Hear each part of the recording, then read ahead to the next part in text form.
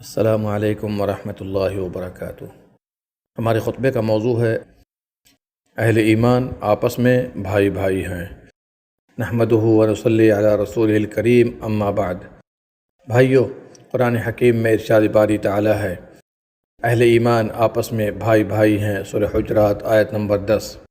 اللہ نے فرمایا، اللہ کی نعمت کو اپنے اوپر یاد کرو، جب تم دشمن تھے تو اسی نے تمہارے درمیان الفت و محبت پیدا کر دی، پس تم اس کی نعمت سے بھائی بھائی ہو گئے۔ سورہ آل عمران آیت نمبر 103۔ آیت کریمہ واضح کرتی ہے کہ بھائی بھائی بن کر رہنے کی بنیاد ایمان ہے۔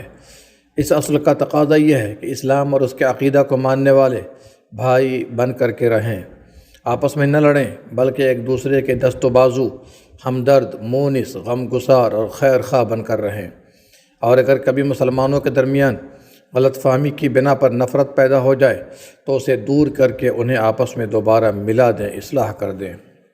اسلامی بھائیوں، اللہ کے لیے محبت و بھائی چارگی ایسی نعمت ہے جس کے سبب اہل ایمان اللہ کی محبت و رضا کے حصول میں کوشاں رہتے ہیں اور رب کے بتائے ہوئے سیدھے راستے کو مضبوطی سے پکڑتے ہوئے آپس میں ملاقات کرتے ہیں، اور اس بھائی چارگی کے حقوق ادا کرتے ہوئے محبت و سخاوت، خیرخواہی و تعاون، اتحاد و اتفاق کو بنائے رکھنے پر حریص ہوتے ہیں۔ ایک دوسرے سے ظلم و تکلیف دور کرنے، خبر گیری، اصلاح و تقوی اور احسان کا معاملہ کرتے ہیں۔ اللہ نے فرمایا، در حقیقت سارے مومن بھائی بھائی ہیں، پس اپنے دو بھائیوں میں ملاپ کرا دیا کرو اور اللہ سے ڈرتے رہو تاکہ تم پر رحم کیا جائے۔ غور کیجئے کہ آیت کریمہ میں اللہ خبر دے رہا ہے کہ حقیقی بھائی چارگی نہیں مگر ایمان و اسلام کے سبب ہے۔ اہل ایمان کے درمیان بھائی چارگی اور اسلامی رشتہ خاندانی اور نسلی بھائی چارگی اور رشتہ سے زیادہ قوی ہوتا ہے۔ ایمان کمزور ہوگا تو بھائی چارگی بھی کمزور ہوگی، قوت ایمان کے سبب بھائی چارگی بھی قوی ہوگی۔ اس سے قاعدہ نکلتا ہے کہ بھائی چارگی و ایمان دونوں لازم و ملزوم شے ہیں، دونوں ایک دوسرے پر اثر انداز ہوتے ہیں، ایک دوسرے کو قوی بناتے ہیں۔ ایمان کمزور ہوگا تو بھائی چارہ بھی کمزور ہوگا۔ اسلامی بھائی چارگی ہی وہ جھنڈا ہے جسے اللہ نے بلند کیا ہے اور اہل ایمان کے مابین اسے پختہ کرنے کا حکم دیا۔ اسی اسلامی جھنڈا کو بلند کرتے ہوئے اور اس امت اور ان کے بیٹوں کے درمیان امانت کو ودیعت کرتے ہوئے اللہ نے فرمایا، اور ان کے دلوں کے درمیان الفت ڈال دی۔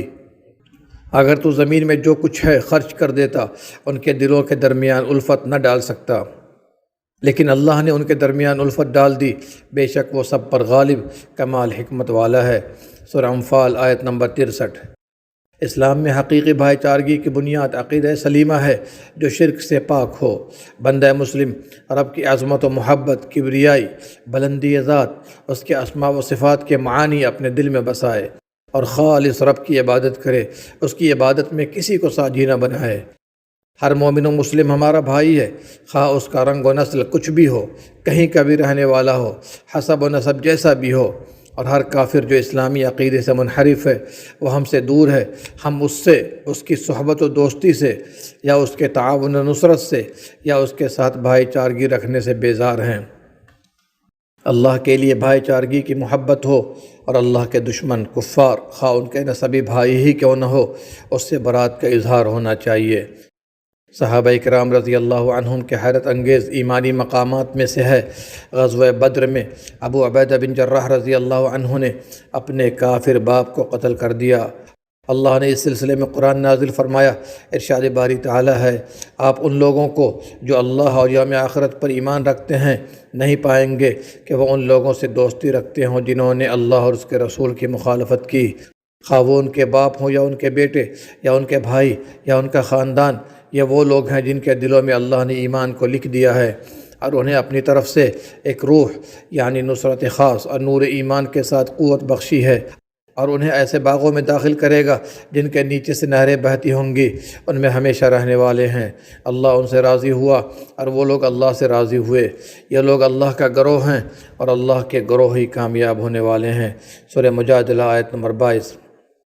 غور کیجئے، اللہ تعالیٰ نے اسلام کے دشمنوں کا معاملہ ایمان کے ساتھ جوڑا ہے، کافروں کے ساتھ محبت، کمزوری ایمان کی دلیل ہے۔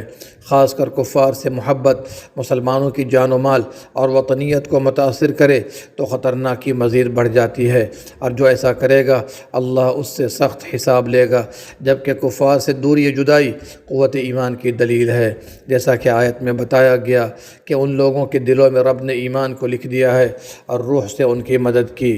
اس ایمانی قاعدے کی بنا پر غزوہ بدر میں مصعب بن عمیر رضی اللہ عنہ نے اپنے کافر بھائی عبید بن عمیر کو قتل کیا، اور عمر بن خطاب رضی اللہ عنہ نے اپنے کافر ماموں عاص بن ہشام کو تہ تیغ کیا۔ جی اسی طرح کا معاملہ ہوتا ہے جب اسلام اور کفر کے درمیان جنگ چھڑتی ہے۔ اہل ایمان کو چاہیے ایسے وقت میں اسلامی بھائی چارگی کو اختیار کرے اور ان کا ساتھ دے۔ بھائیو، اللہ تعالیٰ جس دل میں خیر خواہی و صداقت، اخلاص و صلاح و اصلاح اور دینی بھائیوں کی محبت پاتا ہے اسے توفیق سے نوازتا ہے، اسے بھلائی تک پہنچاتا، ثابت قدم رکھتا اور اس کی بصیرت کو روشن کر دیتا ہے۔ رب نے فرمایا، جو تقوی اختیار کرتا اور صبر سے کام لیتا ہے اللہ ایسے نیکوکاروں کا اجر ضائع نہیں کرتا۔ محبت و بھائی چارگی کے اسباب میں سے دعا بھی ہے۔ آپ پیٹھ پیچھے تمام مسلم بھائیوں کے لیے دعا کریں، انہیں اپنی دعاؤں سے نوازیں، وہ ہماری دعا کے سخت محتاج ہیں۔ اللہ ان سب کی مدد فرمائے اور کافروں کے مقابلے میں انہیں فتح و نصرت عطا کرے، آمین یا رب العالمین۔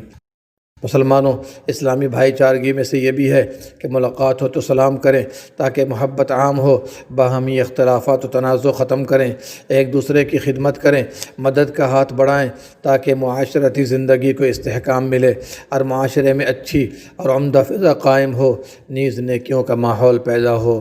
اخوت و بھائی چارے سے مسلمانوں میں اتحاد و یکجہتی پیدا ہوتی ہے، جس سے مسلمانوں کی قوت میں بے پناہ اضافہ ہوتا ہے، اور مسلمانوں کی یہ قوت دیکھ کر کفار کے دلوں پر رعب و دہشت طاری ہوتی ہے۔ جب ایک مسلمان دوسرے مسلمان کی مالی مدد کرتا ہے تو امن و سکون، محبت اور جذبہ ہمدردی پیدا ہوتی ہے، دوسروں کا دکھ درد محسوس کرتے ہیں، مصیبت و آزمائش کے موقع پر ایک دوسرے کی مدد کرتے ہیں، غم و خوشی میں ایک دوسرے کا ساتھ دیتے ہیں۔ اللہ تمام مسلمانوں کو متحد و متفق بنائے اور ایک دوسرے کا مونس و غمخوار بنائے، آمین یا رب العالمین۔ وآخر دعوانا ان الحمد للہ رب العالمین۔